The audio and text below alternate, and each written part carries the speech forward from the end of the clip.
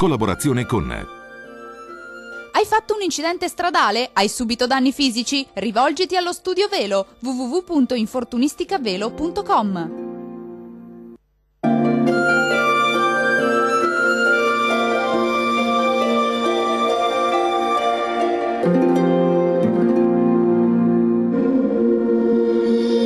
Benvenuti all'oroscopo di Antenna 3. Ariete, forse avrete troppe responsabilità in questa settimana per pensare anche all'amore, agli affetti. Di certo non avete bisogno di persone che vi ossessionino, soprattutto per il fatto che siete tanto stressati ultimamente.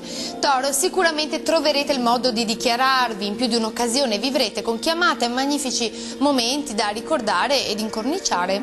Gemelli, se darete ascolto alla vostra famiglia, oggi di certo riuscirete a fare le scelte migliori per voi e per loro.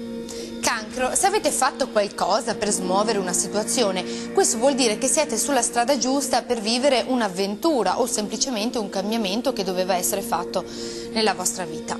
Leone, siete ormai molto avanti con i vostri progetti finanziari, pensate solo a quello, per questo dovreste dedicarvi in settimana anche a quelli sentimentali, affettivi.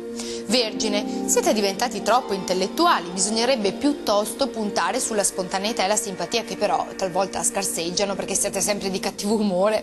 Bilancia, se sarete degli ottimi ascoltatori potreste ascoltare molte confessioni interessanti, tuttavia quello che vi occorre è entrare in contatto con persone che siano interessanti. Scorpione, piccoli dettagli faranno di certo la differenza per voi, poiché sarete molto impegnati ad osservare, sentire, annusare addirittura e vi farete un'idea chiara di molte persone.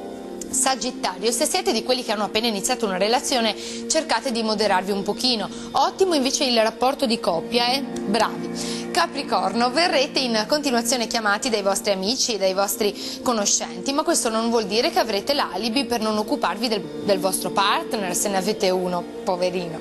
Acquario, siete troppo ostinati in questo periodo, tanto che vi siete quasi autoconvinti di certe cose che Dio sa solo cosa. Pesci, non abbattetevi proprio ora che tutto può cambiare, i cambiamenti fanno parte della vita e a volte bisogna anche incentivarli. Dall'oroscopo è tutto, arrivederci.